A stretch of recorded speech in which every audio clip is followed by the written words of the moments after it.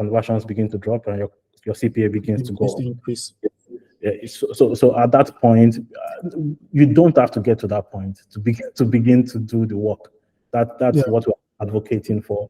Once you're able to do 1,000 conversions, and that's the benchmark for most of our clients, you're able to do 1,000 conversions monthly, then growth experimentation needs to be a core part of your business. In fact, you want to transition your marketing team to a team that writes copies and does design to a core experimentation team.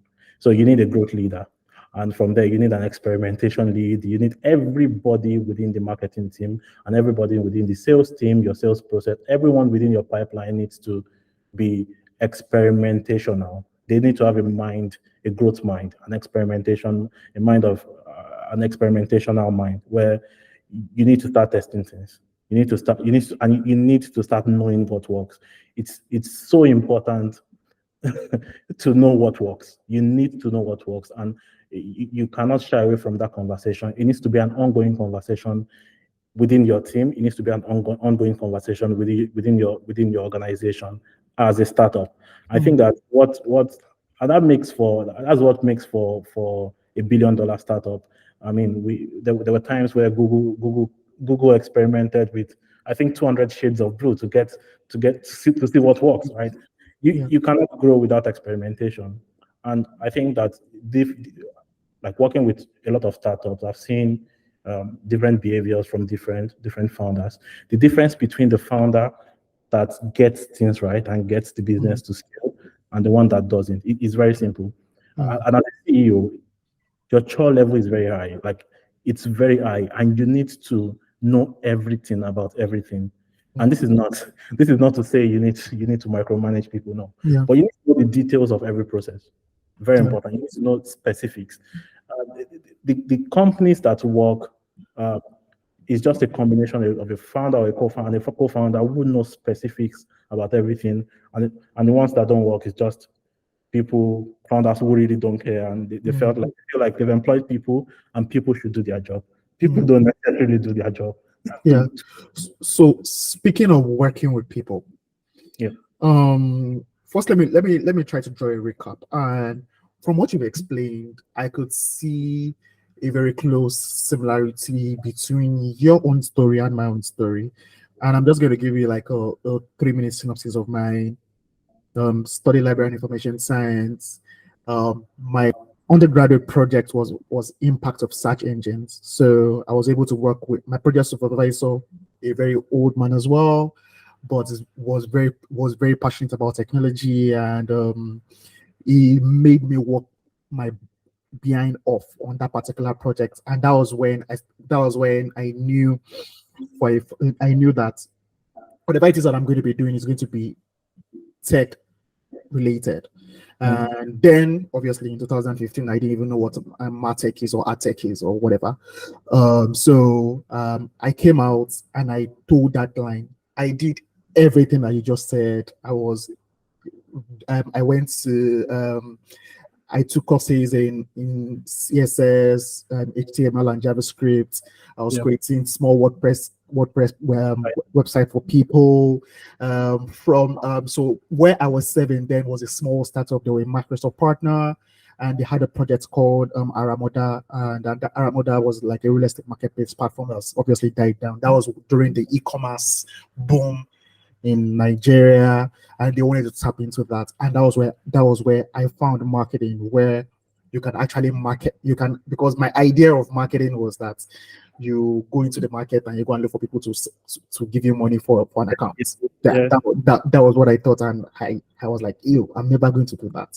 And so when I noticed the synergy web and technologies marries marketing, my interest picked up, and I moved from being the guy that works on the front end of business, focusing on the digital marketing business, and I moved into the agency side. From there, I noticed my interest in the financial services industry, working in the agency before I moved over to the UK, working purely with startups at the moment. So I could see a synergy between our journey, which takes me to the next question. Because from what you talked about things like, one, being being overtly curious. You just Curiosity is what drives this kind of behavior for you to get to where you are in 6 years, because that's what you just described right now with some people's 35 years career, and this is no shade to them, it's just what it is. Curiosity, being able to um curiosity gives birth to you wanting to learn more, Yeah. and because you're wanting to learn more, it basically allows you to develop at a much rapid pace, and allowing you to meet new people, which give you the opportunity into mentorship. And so mentorship is like the fuel. You're like a hot coal, and mentorship basically just poured gasoline on it, and you basically went on fire, because now it allowed you to know what you are doing, because you had a purpose but you just couldn't articulate it. And that's what I notice when I'm trying to talk with people who are maybe undergrads, new grads, or people who are less than 2 years into their career. They don't know exactly what to latch on, and how to start. So amongst emerging professionals, because I know you touched on some of these things, amongst emerging professionals, what are the things that you notice that are missing, the core elements that you've noticed that are missing amongst young professionals, and what are the if you had an opportunity to speak with a thousand of them in one room, what are the things that you will tell them to focus on to help them to be able to get to where they hope to get to in their careers? Well, thank you. That's a good question. The journey that I had for, the past 6 years, if I if I was going to start that journey today, it would take me less than 2 years or even 1 year to do the same thing. So the speed at which we are doing things, or things are getting done, is faster. In my mind, I'm having conversations already with my friends, with our partners here at UP, about what the future of advertising looks like, and I'm only able to project this based on what I know and with what I've learned from when I started. I think that a couple of things are missing. When this year I've taken over 200 interviews, so I've spoken with young people, I've spoken with interns, people who want to come into this space, and most of them think that um, they will get by just, and I thought the same way too. I wanted to learn everything. I wanted to be able to do everything. By being able to do everything and having a very high chore level. So I've spoken with interns who are able to design WordPress websites, people who are even able to code, people who are able to, write, say, Google scripts manually themselves, people who are able to do a couple of things. And, they have skills. So they have diverse skills. They're very creative people because they can design. They're very, very, creative people because they can write great copies. They understand the platforms, but one thing I see that is missing is they don't know how to tie it together. They don't know how it makes sense. How does design thinking? I say, how does design thinking tie into marketing? How does it tie into paid media? How can I layer my communication? How do I even come up with a communication strategy? What is the communication strategy? Does it even matter to what I'm doing, or do I just need to get a designer to put something on the graphic and just put it on Google Ads, or Facebook ads? Yeah, and I see again people are very excited about new things, and I'm excited about new things too. Google just launched uh, a new campaign type. We want to know how to do performance marks. We want to learn discovery campaigns. We want to learn, demand gen campaigns. Google just launched that, and they're hyped about those things, and those things are important. You need to be very closely knitted with innovation, I think. But you need to have a base understanding, like, of how all of these things, how how does it connect? How does it what can I do with all of this? And here's my opinion on that.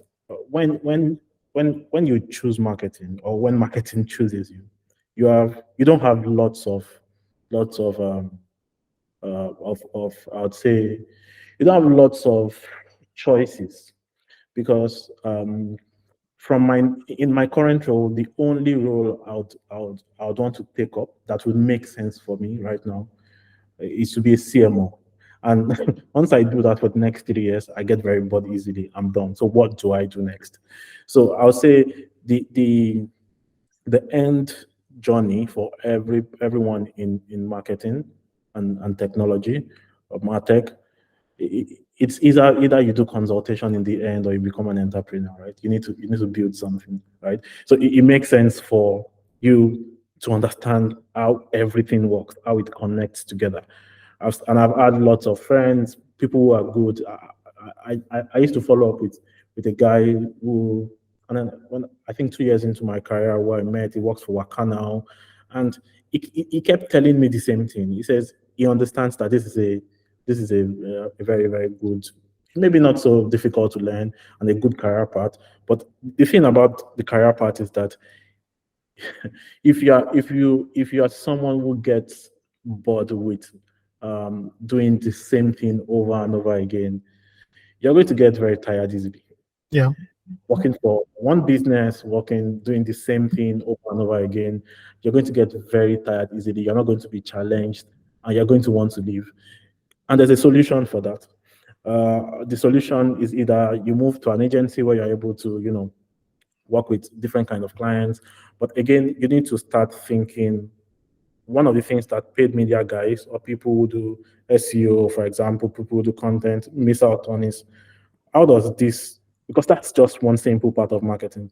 And marketing is quite diverse. It's much Yeah. more bigger than that. How these things, how do they connect together? And it's that connection that we miss most of the time. So if you see in most startups, they would have people who do specific things like specialists, and they have no one to bring all of those things together. They have no coordinator, and so the paid media guy thinks that everything he's doing is paid media, and that his successes should be measured based on that. The content guy thinks that, the SEO thinks that, and all of them do not see how all of these things connect together, and it's evident, it's obvious that what is missing there is strategy. So you have businesses running for 5, 10 years, and if you sit with the marketing team, or the people who have been doing marketing for them in the last 5 to 10 years, they have no idea what they are doing. They're just running hats. And I've been in rooms like that before. For businesses in the Middle East, product market fit isn't just a thing that is not a conversation they want to have. They don't know what it means. They're just buying impressions. You see businesses start out and there is no go-to-market strategy. What does that even mean? Like, they just want to do a creative, run the ad, get people in. And it works for some people, but how long do you want to do that for? It's not going to last for long. It's not going to last for long. What sustains companies in the end is a clear understanding of the strategy. I think that when people start to do marketing, it doesn't matter what you do. If you choose to do SEO, if you choose to do paid media, if you choose to do content, if you just choose to do traditional marketing out of home, I think what you should pay attention to is how all of those things, what you should understand the part of marketing you are doing, and then how does it apply, what role does it play in line with every other part. And if you're able to see that and apply the principles, the core principles of marketing are the same. Marketing is very simple. It's people, places, placements, promotion, and price. Like, it's like that, whether you're doing content, whether you're doing SEO, whether you're doing paid media, it is what it is. You need promotion, you need pricing, you need placement, you need all of those things, the 5 Ps. That's what we called it then. If you can think from that lens, and so when you approach problems, you don't think as an SEO specialist. No. You think as a marketing specialist who